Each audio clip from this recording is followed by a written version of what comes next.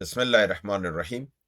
قدرمندو لیدونکو او اوریدونکو او ګرانو هیوادوالو سلامونه او احترامات مې ومنئ. نن 14 د جولای کال 2026 چې د سې شنبې ورځ سره سمون خوري ستاسې په خدمت کې حاضر یم. د نن ورځې موضوعات مو سیمه ییز او نړیوال دي. په ده کې د امریکا بریدونه پر ایران، د ایران بریدونه په د خلیج په ټولو شپږو ملکونو، همدارنګې په د ډونالد ټرمپ نوی تصمیم چې په تنګي هرمز کې هغه کوم شی چې د ایران په هکله مخالفت کوو چې پیسې به نه اخیستل کېږي، اوس یې په خپله دې ته اراده کړې ده چې دا به په خپله پیسې اخلي او کنټرول به خپل لاس کې ساتي. همدارنګې د ایراني کشتیګانو تحریمات متعلق د امریکا د نوې اسلحې استعمال په جنگ کې چې تر اوسه نه وه استعماله کړې. همدارنګې د نیویارک ټایمز راپور د احمدي نژاد او د اسرائیل د رابطې متعلق او د پزشکیان د موقف متعلق او د قالیباف یو درونی جنگ او همدارنګې په یمن کې د تنګي هرمز په مقابل کې چې دلته امریکا پیسې لګولي، هلته باب المندب کې دوی غواړي پیسې نافظې کړي. دا هغه موضوع دي چې اوس پې بحث کوو. هیله ده تر اخره مونږ سره اوسئ او دا موضوعات را سره تعقیب کړئ. امریکا ادعا کړې ده چې دوی د ایران د سپاه پاسدارانو یعنی سپاه پاسداران انقلاب هغه هیډ کوارټر یا دفتر مرکزي وهلی دی او کاملا له منځه وړل شوی دی چې په حساب څه ورته پاتې نه دي. همدارنګې برعلاوه له ده نه دوی په آواز او په تبریز د دوو ښارونو باندې هم برید کړی دی، هلته یې نظامي اډې وهلي دي. ایران ادعا کړې ده چې د دې حملو په مقابل کې دوی د تاکتیکي میزایلونه چې دغې د امریکا و دی له منځه وړي دي او په دغې برید کې چې دوی کړی یعنې د تاکتیکي میزایلونو کوم مرکز چې په خلیج فارس کې و هغه یې له منځه وړی. په دې کې 6 تن امریکایان وژل شوي دي او همدارنګې په اردن کې د ډرون د کمانډ اند سنټر یې له منځه وړی دی. د ډرون هنګرونه هغه کوم ځای کې چې ډرون ودرول کېږي پوښښ لاندې هغې ته هنګر وایي، دا هنګرونه یې ورته له منځه وړي دي. د کویت د رادار امریکایي رادار سیستم دی له منځه وړی دی. د راکټ لانچر یعنې دستګاه چې کوم ځای نه دا میزایلونه استول کېږي، موږ تاسو ګورو چې راکټ حرکت کې دې ته راکټ لانچر وایي، دغه راکټ لانچرونه له منځه وړي دي. همدارنګې د نفتو تنصیبات یې ورته د منځه وړي دي او په دغې کې 1 تن وژل شوی دی، دا په کویت کې. همدارنګې قطر ادعا کړې ده چې د دغې بریدونو په نتیجه کې چې په قطر باندې شوي دي 3 تنه وژل شوي دي، 1 تن طفل زخمی دی او د دې مسؤلیت د ایران په غاړه اچولی دی او په عین حال کې اعلان یې کړی پس له دې به دا د ایران او د امریکې ترمنځ منځګړیتوب او سالسي به نه کوي چې دا د ایران په ضرر دی او ایران دغه برید په قطر باندې زه فکر کوم بې موجبه و چې دا کار دوی باید نه وی کړی، ځان ته یې خپله دښمن پیدا که، یعنې دښمن یو کم و یو یې راته ځان ته زیات که. که دښمن هم نه شو حداقل چې په دې سالسۍ کې کوم کومک قطر کو هغه له لاسه ولاړو. پاکستان همچنان دا اعلان کړی دی چې د تفاهم لیک مسله چې ده دا کاملا له منځه تللې ده او دا نور دغه نه لري، کوم اعتبار نه لري. بحرین ادعا کړې ده چې دوی د امریکا د هوایي بریدونه چې دي دا خنثی کړي دي. بحرین ادعا کړې ده چې دوی د ایران هوایي بریدونه خنثی کړي دي او د له منځه وړي دي. امارات متحده عربي ویلي دي چې مخکې له دې نه ایراني میزایلونه یې دوی خاورو ته راورسېږي، په فضا کې له منځه وړي دي او امارات ته نه دي وررسېدلي. عمان ادعا کړې چې د ایران د بریدونو په نتیجه کې په 2 سیمو کې په دقم او سندم کې خلک پټنځایونو ته هدایت کړي دي چې هلته لاړ شي. په د دې حملو بریدونو په مقابل کې یې د ایران سفیر وزارت خارجې ته غوښتی دی او احتجاج لیک یې ورته ورکړی دی. یعنی دغه عمان هم د ایران سره نږدې او دوست و او هیڅ کم حرکت د ایران مقابل کې نه دی کړی. نه پوهېږم چې ایران ولې په ده برید وکړ.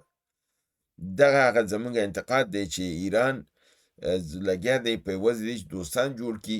افغانستان سره هم شخړه جوړه کړله، عمان سره هم جوړه کړه، قطر سره هم جوړه کړه، ترکیه هم ترېنه په شا لاړه، پاکستان هم دا د اعلان وکړ چې دا معاهده نور نه ده. نو دلته ایران په یوازې دی چې ګټه وکړي په تاوان روان دی، خو موږ نه پوهېږو چې د دې کې دوی څه هدف دی چې ولې دا کار دوی کوي. راځو د ټول نه مهم خبر د نن ورځې دا دی چې څرنګه تاسو معلومه د ایران ویلي تنګي هرمز به زما په کنټرول کې، پیسې به اخلمه، په دې 15 ورځو کې نه اخلم، پس له 15 ورځو نه به زه دا پیسې اخلم.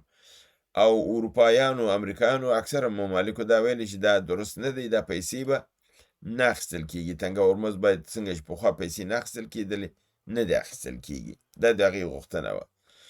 خو اوس امریکا دا وایي چې تنګي هرمز خلاصه ده، دې کې کوم بندیز نشته دی، کشتیګانې راتللی شي تللی شي او موږ امنیت ورکوو.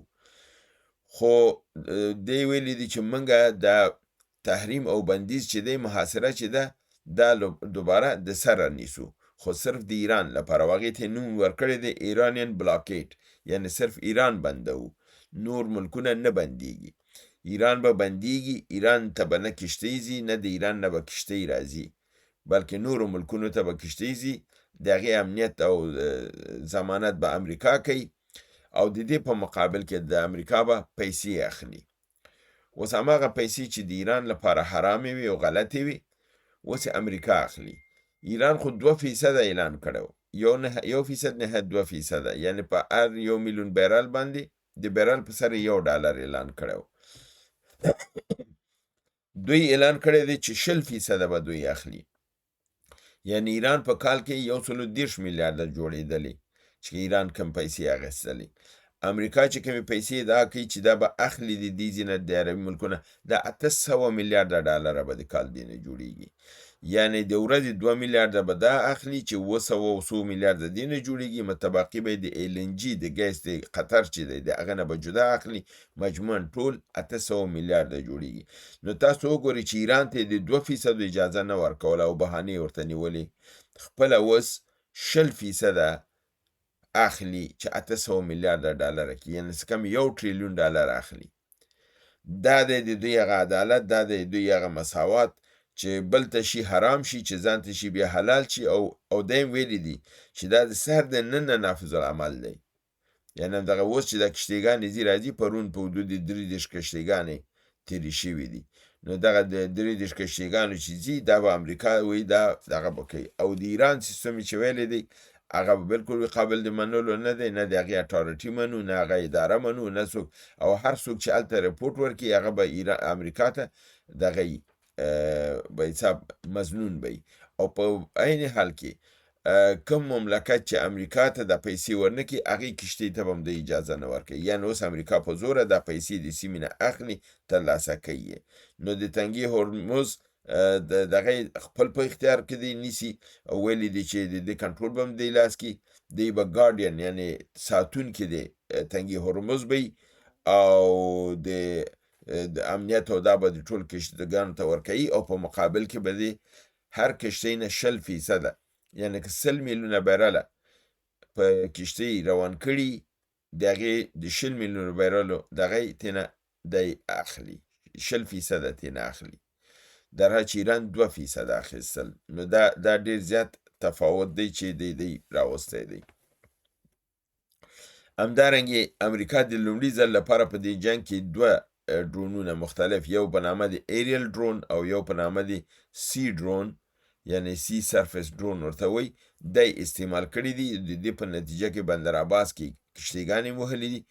یو اوبتل یعنی آبدوز د اوبو لاندې چې ځي هغه کشتۍ یې د ایران هم وهلې ده او له منځه یې وړې ده. بل نړیوال خبر دا دی چې نیویارک ټایمز خبر ورکړی دی او دا په نامه د ټایمز اکسکلوسیو، یعنی خاصه سټوري ده، خاصه قصه ده. او دی لیکلي چې دا د اسرائیلو د استخباراتو دننه څه جریان لري. بیا دا دغه کړی دی چې اسرائیلو په احمدی نژاد باندې په حساب پانګونه کړې وه او د دې پروګرام دا و چې احمدي نژاد به قدرت ته راځي، ایران کې به نظام تغییر خوري او دی هغه رضا پهلوي دا چې و دا نه راولي. نو په دې لپاره د دوی ترمنځ وی اړیکې وي.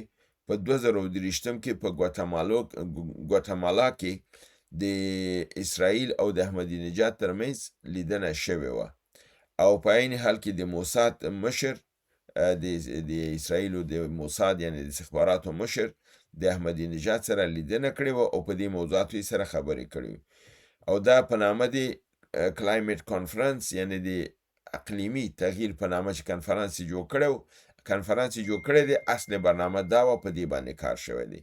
بیا په 2023 کې په بلجیم کې په اروپا کې کلایمیټ چینج په کنفرانس جوړ کړی دی او بیا احمدي نژاد دعوت کړی چې د هلته لاړ شي او د اسرائیل سره وګوري. خو دا په دې وار کې په 2023 کې وایي چې د ایران حکومت احمدي نژاد نه دی پرېښی چې دا لاړ شي.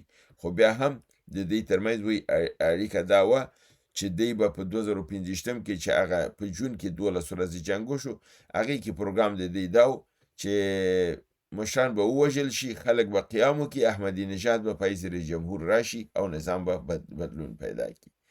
دا د دوی برنامه وه. اوس دوی دا خبر کوي چې پس د دې نه دا خبره معلومه شوې ده ایران کې احمدي نژاد د نظارت لاندې دی او نظربند دی او بیرون تللی نشي او ټولې اړیکې ورته بندې کړي دي. دا د نیویارک ټایمز سټوري ده او په نامه د خاصه سټوري یعنی اختصاصي سټوري دا نشر کړې ده. همدارنګه الجزیره خبر ورکوي چې په ایران کې پزشکیان څنګه چې مخکې ځلې هم په دې باندې ما په برنامو کې بحث کړی و چې د مجتبی خامنه‌ای ځان د تفاهم لیک نه لرې کړی و. نو تفاهم لیک خو د هغې په رضایت امضا شوی و، خو د ده لپاره که چېرته دا ناکامیږي بار په روحاني رهبر رانشي نو هغه ځان ترې نه لرې کړی، ویلي چې دا ما د پزشکیان په دغې باندې کړی. نو که چېرته دا ناکامیږي بار به په پزشکیان باندې راځي، پزشکیان به دا بار واخلي او مشر به د ده نه نجات پیدا کړي. ویل کېږي چې د دواړو ډلو یعنی د اصلاح طلبانو او د انقلابینو ترمنځ دلته یو فاصله ده چون اوس دا تفاهم لیک چې دی دا ناکام شوی دی او امریکا د ده نه هم ځان فاصله پیدا کړله او پاکستان هم دا اعلان وکړ چې دا نور تفاهم لیک له منځه تللی دی. د دې په نتیجه کې ویل کېږي چې ممکنه ده که چېرته دی دا دغه کړی که دا وګټل شي نو ګټونکی به د دې قالیباف وي چې د مجتبی خامنه‌ای استازی دی یا د انقلابینو استازی دی، او که چېرته ویې نو دا به په اصلاح طلبانو یعنی په پزشکیان به راشي او د دې قرباني به پزشکیان شي چې پزشکیان دا معامله وکړله ناکامه شو، د ایران په ضرر وه، بنان په دې کې ناکام شوی دی او په نهایت کې به دا استعفا وکړي او د دې ځینه به لاړ شي او نظام به مطلقا د دغې نه اصلاح طلبانو نه چې د غرب سره مذاکرات غواړي خبرې کوي دا به د منځه لاړ شي.